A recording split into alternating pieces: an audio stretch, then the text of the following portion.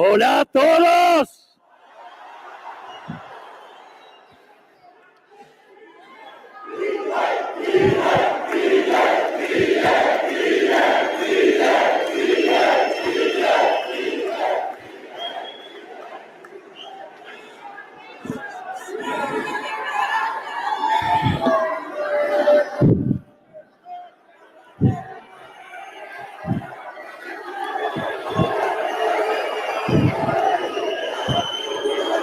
La casta y los socialistas tienen miedo.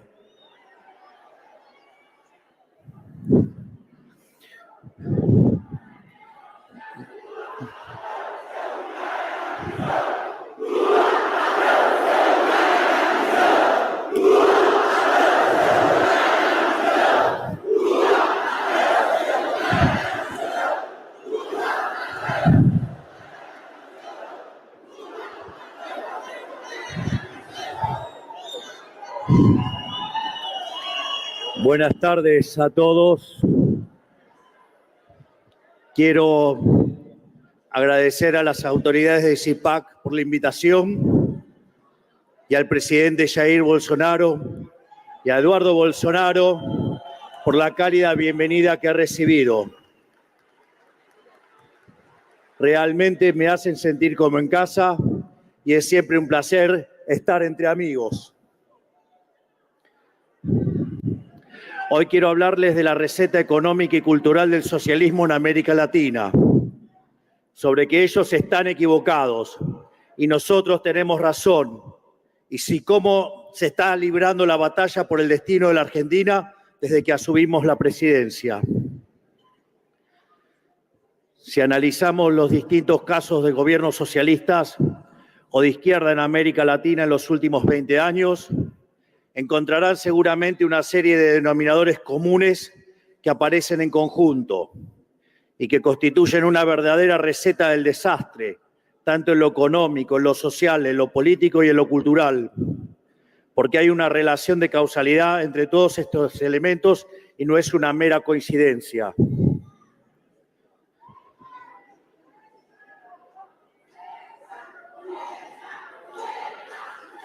¿Qué pasó? Por favor, tomen asiento para que los que están atrás...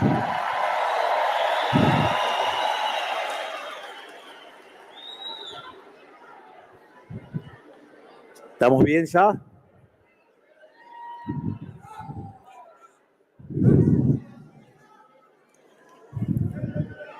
En primer lugar, es notable que los socialistas comienzan con un periodo de bonanza económica en un contexto de cuentas públicas ordenadas y precios internacionales de commodities altos. En este primer momento la economía crece, la sociedad gana en poder adquisitivo, el Estado recauda y el Banco Central acumula reservas. Pero los gobiernos socialistas se enamoran de la popularidad generada por la bonanza que heredaron, se asustan de que no vayan a ser eterna y aumentan indiscriminadamente el gasto público para sostenerla. ¿Cómo lo hacen? Subsidiando tarifas y servicios públicos, aumentando el empleo público y repartiendo dádivas de distinto tipo, lo cual etiquetan como inclusión social. Cuando la plata se acaba, empiezan a aumentar los impuestos para recaudar más, pero a costo de contraer la actividad económica y destruir la inversión. A medida que avanza el tiempo, van consumiendo los stocks para solventar una bonanza ficticia que lo único que hace es hipotecar el futuro. El stock se va acabando hasta que en un punto deben recurrir al endeudamiento. Nunca resuelven el problema de fondo, que es el círculo vicioso de expansión del gasto público y el consecuente déficit fiscal. Simplemente buscan distintas maneras de seguir financiándolo. Cuando ya no pueden recurrir a los impuestos o al endeudamiento, recurren al peor de todos los males, que es la emisión monetaria, destruyendo así el valor de sus monedas y condenando a toda la población a la pobreza. En el camino ponen regulación sobre regulación ante cada problema que aparece, con tal de no solucionar el problema de fondo. Y en cada uno de esos parches le inventan un negocio a algún amigo, generando una casta de empresarios prebendarios protegidos por el poder político, que compiten artificialmente pescando en una pecera. El costo de todo esto, tarde o temprano, la paga la gente. La misma gente que los gobiernos socialistas dicen proteger, pero que realmente quieren esclavizar para conseguir una base de apoyo cautiva que les permita permanecer en el poder. Porque no podemos engañarnos. Lo único que les interesa a los socialistas es el poder por el poder mismo.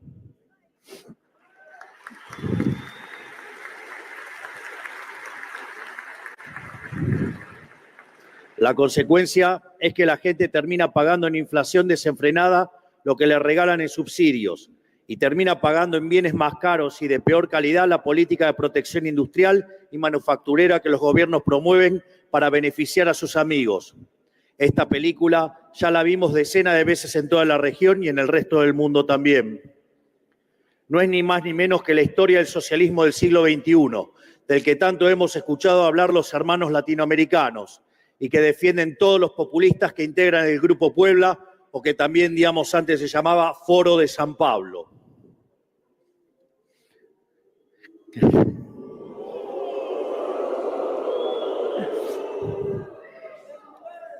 No hace falta que les cuente en detalle cómo la aplicación de esta receta del desastre funcionó en la Argentina en los últimos 100 años y en particular en los últimos 20. Alcanza con recordar que tuvimos déficit fiscal 113 de los últimos 123 años, que nuestros políticos irresponsablemente multiplicaron nuestra base monetaria 25.000 trillones de veces en los últimos 70 años. Y esto no es una hipérbole, es un dato duro. Alcanza con recordar que de 1975 para acá, el porcentaje de argentinos por debajo de la línea de pobreza se multiplicó por 10, que tenemos el mismo PBI per cápita que en 2007 y que la economía formal no genera empleo genuino desde hace más de 10 años. Y basta con ver, con mucha bronca, que mientras nosotros nos hundíamos, el resto de los países que tuvieron economías más liberales progresaron. Pero aún así, dentro de lo que es el derrotero de casos de estudio del socialismo latinoamericano, la catástrofe argentina puede ser tomada como un caso intermedio. La pregunta es ¿por qué? Porque por más que lo intentaron, nunca lo lograron llevar el programa socialista a sus últimas consecuencias, porque nunca pudieron terminar de subyugar a la sociedad, porque encontraron un límite en un pueblo rebelde que vela por su propia libertad, que protege con uñas y dientes su propiedad de las garras confiscadoras de los políticos y que se resiste a ser dominado.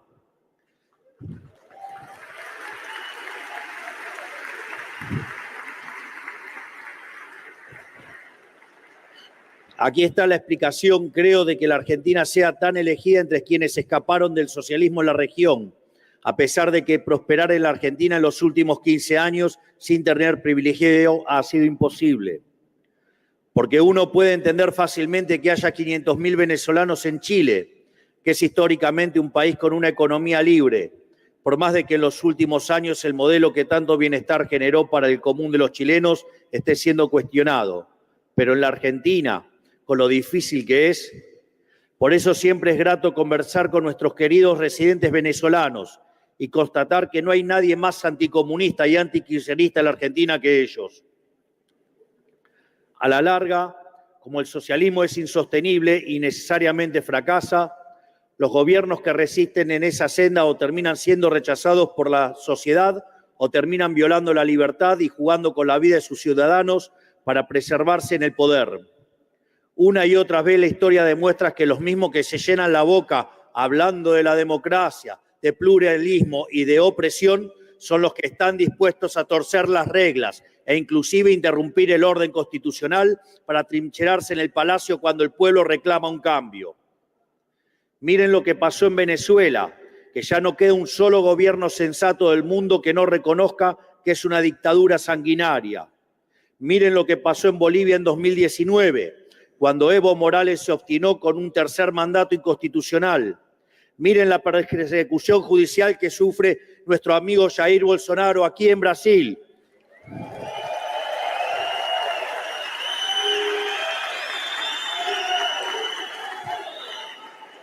Y miren lo que está pasando en Bolivia ahora mismo. Están dispuestos a montar un falso golpe de Estado con tal de sumar algún puntito que otro más en una elección. Por eso, cuando digo que la Argentina es un caso intermedio, lo es únicamente en términos relativos, porque su punto de comparación es el horror humanitario que han sido otras dictaduras asesinas de la región, como Cuba, como Nicaragua, como Venezuela, de donde se escaparon 7 millones de personas en la última década para no compartir el hambre con las que se quedaron. Y ni hablar de las experiencias socialistas del siglo XX en Europa y Asia, que se cargaron con la vida de más de 100 millones de seres humanos. Por eso digo que como el socialismo es una ideología que va directamente en contra de la naturaleza humana, necesariamente deriva en esclavitud o muerte. No hay otro destino posible para el socialismo.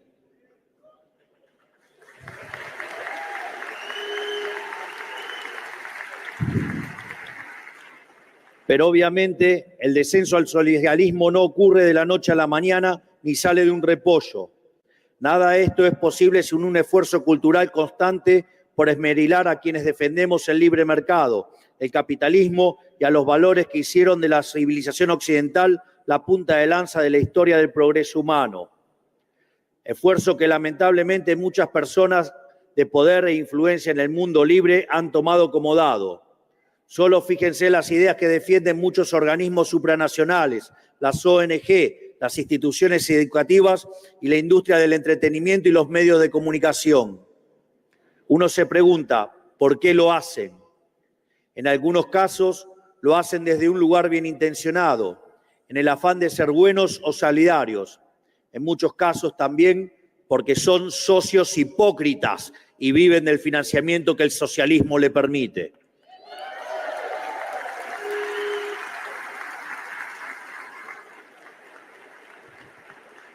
En la mayoría de los casos creo que no perciben que están jugando con fuego y están comprando un paquete cerrado que tiene como destino las trágicas consecuencias que nosotros ya conocemos.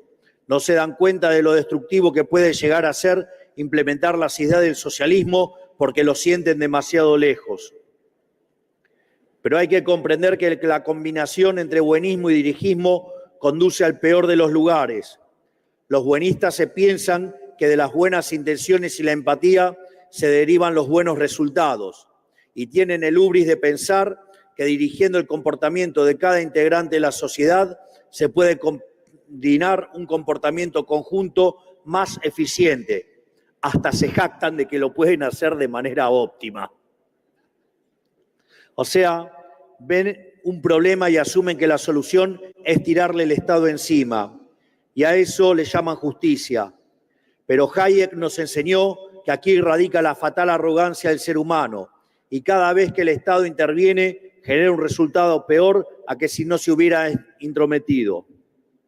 Tomemos, por ejemplo, la libertad de expresión, un valor fundamental de la democracia y que, sin embargo, se encuentra cuestionado en las principales potencias del mundo con la excusa de no herir las sensibilidades de nadie o respetar supuestos derechos de algunas minorías ruidosas que quieren imponer su visión minoritaria al resto de la población.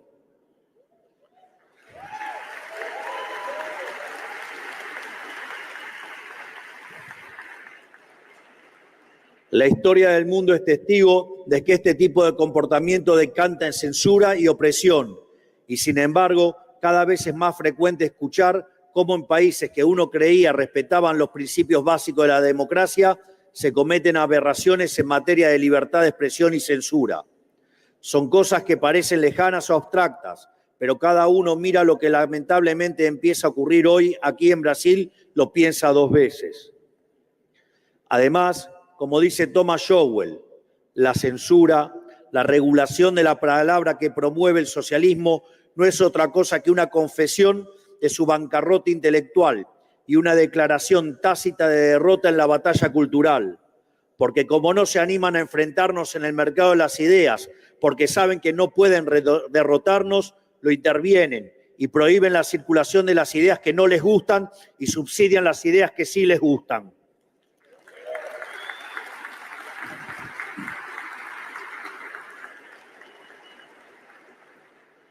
Es momento de que recuperemos el concepto de justicia, del que ellos se creen los dueños, pero que realmente han manchado. Porque la justicia a ellos es de la fatal arrogancia, y en nombre de la justicia, que ellos llaman justicia social, han cometido las atrocidades más injustas. En nombre de la justicia, han expropiado riqueza que costó generaciones construir. En nombre de la justicia, han inventado mercados cautivos para empresarios amigos. En nombre de la justicia, han violado una y otra vez los derechos fundamentales de la persona. En nombre de la justicia, le han quitado a unos para darles a otros, que casualmente son sus hijos o sus amigos.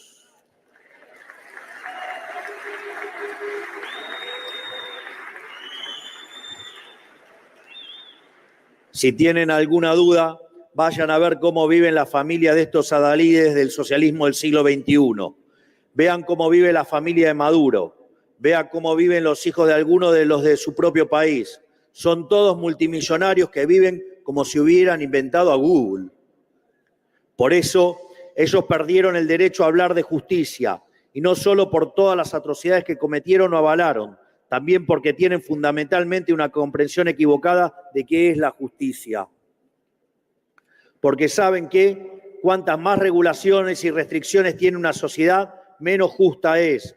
Cuanto más le confisca el fruto de su trabajo a través de impuestos a quienes producen, menos justa es. Cuanto más burócratas tiene un Estado abocado a la tarea de mirar con lupa lo que hacen los ciudadanos y pasarse los días buscando nuevas formas de arruinarle la vida, menos justa es esa sociedad.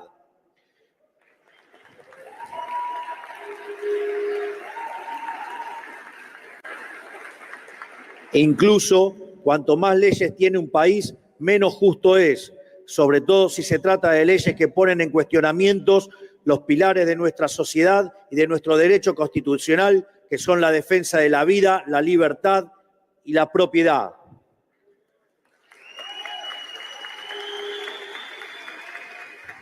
O nuestra versión aquí, Dios, patria y familia.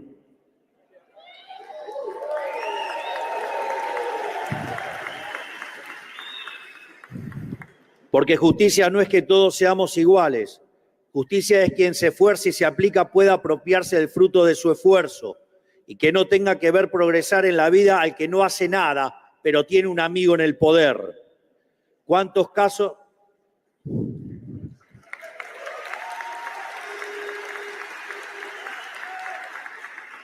¿Cuántos casos hemos conocido nosotros, los hermanos latinoamericanos, de gente que se ha hecho millonaria de la noche a la mañana solamente por ser amigos del poder? Esa es la historia del socialismo del siglo XXI. Justicia es que cada persona pueda traducir ese esfuerzo a ahorro y poder invertir ese ahorro en tener una vida mejor para sí y para su familia. Justicia es poder aplicar una vida mejor y que realice ese plan sea posible. En definitiva, justicia es que cada uno sea dueño de su vida, o como decimos nosotros, que cada uno pueda volver a ser el arquitecto de su propio destino. Eso sí es justicia.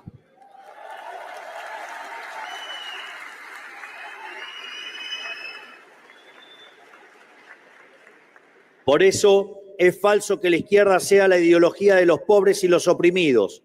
Cada día queda más claro en América Latina que la izquierda es la ideología de los ricos, de los poderosos que controlan y tienen posiciones prominentes en la difusión cultural, todos entongados con el poder, obviamente. Y cada día queda más claro que la pobreza es instrumento para quienes predican el socialismo, porque la praxis operativa del socialismo consiste en tener al pobre como cliente de su sistema, porque el día que el pobre se independiza, progresa en la vida y sale de la pobreza, el socialismo pierde un cliente.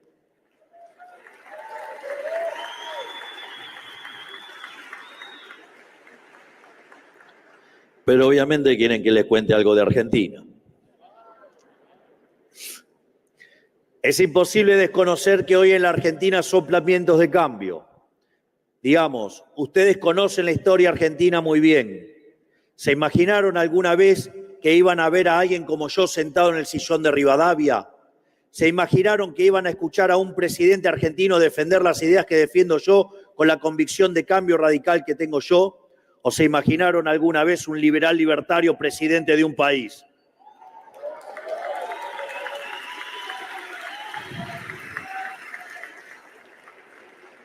La Argentina atraviesa un momento excepcional en su historia, donde la sociedad por primera vez en décadas rechaza el modelo estatista, el modelo aplicado en muchos de nuestros países hermanos los últimos 20 años, que se agotó después de acumular montañas de miseria. La sociedad rechaza ese modelo y reclama un cambio profundo. Le está diciendo basta al socialismo del siglo XXI.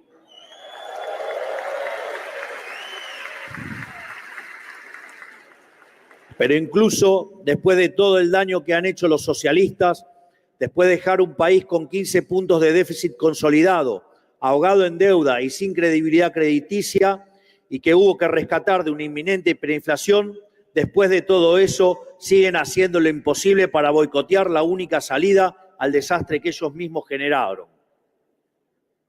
A esta altura del partido, a 7 meses de haber asumido el comando de la nación, somos el gobierno que más palos en la rueda ha recibido de la historia. Y queda claro que no van a titubear en oponerse a todo lo que intentemos, sin importar cuánto los argentinos de bien necesiten y demanden esos cambios. Por eso han hecho lo imposible para boicotear la desregulación del mercado laboral que impulsamos.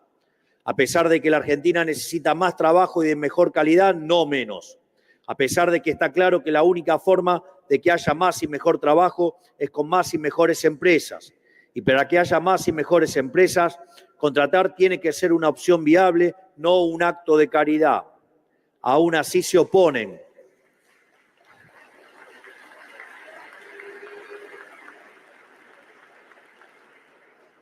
Aún así se oponen, o sea, están dispuestos a perjudicar a los millones de trabajadores argentinos con tal de ver fracasar al gobierno. Por eso también han hecho lo posible para boicotear la promoción de inversiones, inversiones que no venían por la inseguridad jurídica que ellos mismos generaron. Hay que recordar una obviedad: sin inversión del privado no hay actividad económica genuina. Y no hay inversión privada si no es rentable para una empresa invertir. Punto. De modo que o no comprenden una premisa básica de la economía, los cuales los vuelve incapaces de gobernar el país, como ya lo demostraron, o están activamente tratando de boicotear al gobierno y asegurarse de que haya un fracaso. Pero todo esto no debe ser una sorpresa para nosotros, porque en el fondo ellos no solo prefieren que nosotros fracasemos, no solo les conviene electoralmente que fracasemos, sino que lo necesitan en un nivel vital.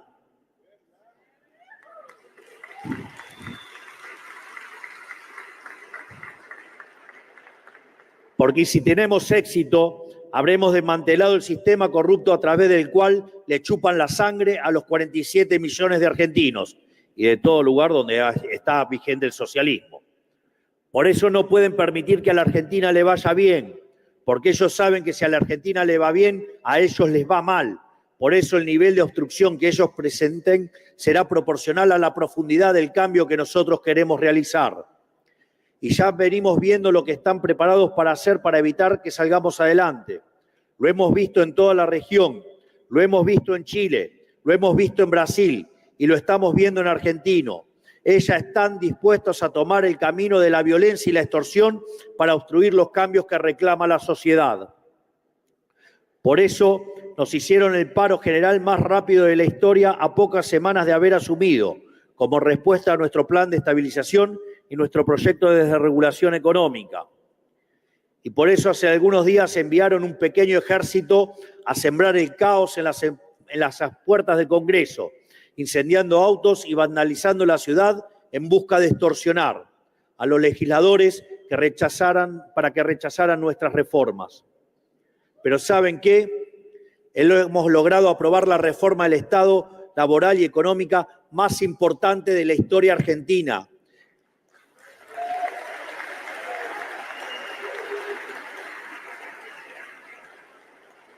Hemos aprobado una reforma 5 veces más grande que la de Menem, que había sido la reforma más grande de la Argentina. Y si además le suman el decreto de necesidad y urgencia de cuando asumimos, hoy las reformas son 8 veces más grandes que la reforma más grande de la historia argentina. Es decir, estamos llevando a cabo no solo la lucha contra la inflación, sino que estamos transformando de cuajo a la economía argentina.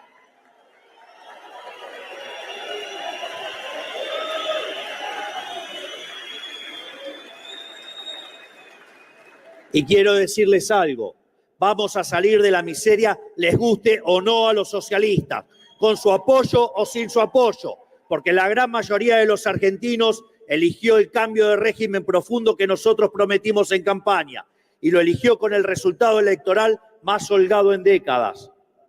Y nosotros tenemos el compromiso indeclinable de cumplir con la voluntad de la mayoría, aunque los beneficiarios de este sistema corrupto, parasitario y empobrecedor muevan cielo y tierra para boicotearnos. No pasarán, no lo lograrán. Vamos a sacar al país adelante.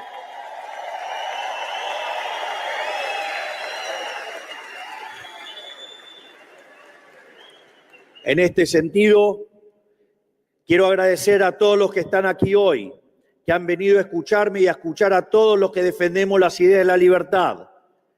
Quiero decirles que soplan vientos de cambio en el mundo, que las ideas del socialismo empobrecedor han fracasado y la gente lo sabe. La gente sabe que el socialismo es siempre y en todo lugar un fenómeno empobrecedor y violentamente asesino, y por eso se están extinguiendo y los vamos a sacar a patadas de todos lados donde estén.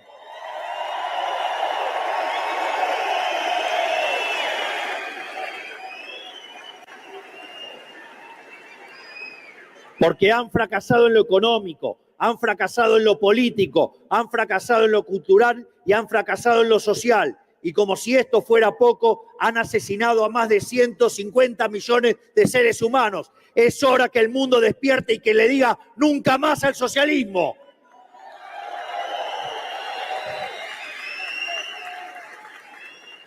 Porque el socialismo es la ideología del resentimiento, la envidia y el odio. Pero además de todo eso, el socialismo es la idea del fracaso. Nadie sabe más de esto que nosotros, los hermanos latinoamericanos. Pero ese viento de cambio que empezó en Argentina y hoy recorre el mundo, llegará a cada rincón a donde la libertad esté reprimida. Porque la historia del ser humano es la historia de la libertad y no hay nada ni nadie que pueda detenerla.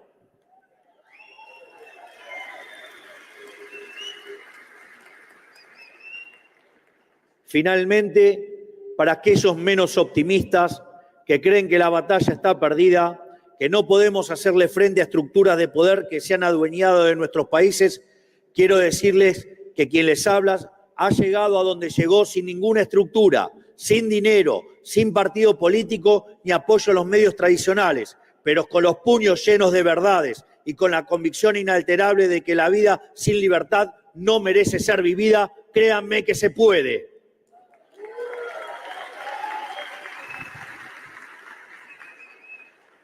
Así es que hoy quiero decirles, confíen en ustedes mismos, háganse dueños de su destino, den la pelea en cada rincón en donde sea necesario y tengan fe que si lo hacen con convicción lograrán el objetivo. Porque como dice el libro de los Macabeos, la victoria en la batalla no depende de la cantidad de soldados, sino de las fuerzas que vienen del cielo. Y esto recién comienza. ¡Viva la libertad, carajo!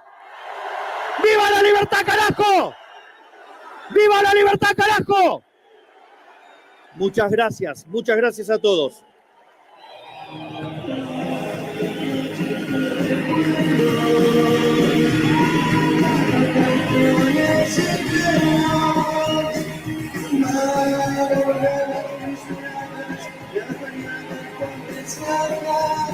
¿Cómo olvidarlas?